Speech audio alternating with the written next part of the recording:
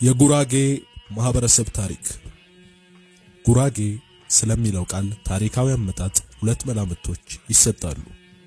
በመጀመሪያው መላምት መሰረት ጉራጌ የሚለው ቃል የመጣው በአሁኗ ኤርትራ በአካለ ጉዛይ ከሚገኘው ጉራ ከተባለው አካባቢ ስያሜ ነው። ይህ መላምት የመነጨው በቀዳማዊ አጼ አምደ ጽዮን ዜና መዋዕል ላይ ከተዘገበው ጽሑፍ አንጻር ነው። በዚህ ጽሑፍ መሰረት በ14ኛው ክፍለ ዘመን አዝማች ስብሃት የተባለ የጦር መሪ በአምደ ጽዮን ትእዛዝ ግዛት ለማስፋፋት ሰራዊቱን እየመራ በአካለ ጉዛይ ከምትገኘው ከጉራ ተነስቶ አይመለል ወደ ተባለ የጉራጌ ስፍራ በመምጣት ከሰራዊቱ ጋር ሰፍሮ ነበር። ታዲያ በዚህ መሰረት የታሪክ አጥኚው አለቃ ታዬ እንዳለው ከሆነ ጉራጌ ማለት የጉራ ሰዎች እንደማለት ነው።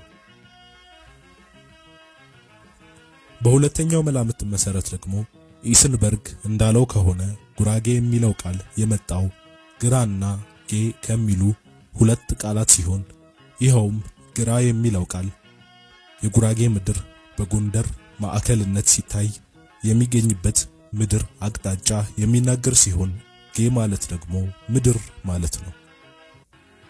በዚህም መሰረት ጉራጌ ማለት በግራ አቅጣጫ የሚገኝ ምድር እንደማለት ነው።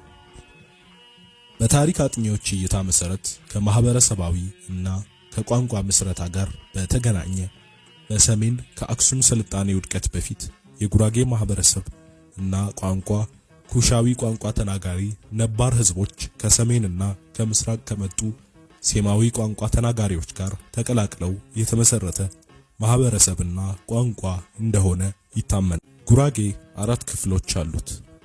ይኸውም ሰባት ቤት፣ መስቃን፣ ዶቢ እና ሶዶ ናቸው። ሰባት ቤትም በሰባት ክፍሎች የተዋቀረ ነው። እነዚህም ቻሃ፣ እዣ፣ ሙህር፣ ጌቶ፣ ጉመር፣ እነሞርና እንደጋኝ ናቸው። ከነዚህም ውስጥ ሲገባ ብዙ የጎሳ ክፍሎች አሉ። ለምሳሌ በቻሃ 15 ጎሳዎች አሉ፣ በእዣ 4 ጎሳዎች አሉ፣ በጌቶ ደግሞ 3 ጎሳዎች አሉ። እንዲህ እያለ በሁሉም ክፍሎች ውስጥ ጥቂት ጎሳዎች አሉ።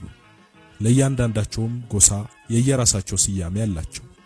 እናም ከተመሳሳይ ጎሳ የሆኑ ወንድና ሴት መጋባት አይፈቀድላቸውም ነበር። እምቢ ብለው ከተጋቡም ሽማግሌዎች ይረግሟቸዋል።